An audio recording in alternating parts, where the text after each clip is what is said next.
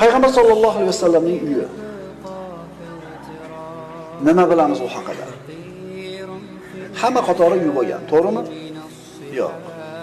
Bizning uyimizda qilib bo'lgan emas payg'ambarimiz.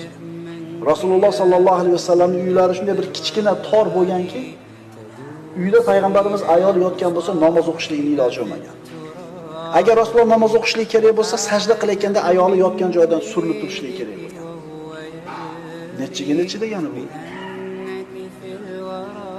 Rasululloh sollallohu alayhi vasallam yotgan, yashagan uyini qo'lini bunday qilsa, bosh shipiga qo'li tekkan. Aytinglarchi, qaysi ichimizdagi faqirning uyi shunaqa? Rasululloh sollallohu alayhi vasallam mana shunday bir faqirona hayot kechirgan. Sayyidul olaminning uyi shunday bo'lishligi kerakmi? Qarang, savol bering o'zingizga. Alloh taolo payg'ambarimizga dunyoni bermadi. Shu bilan xor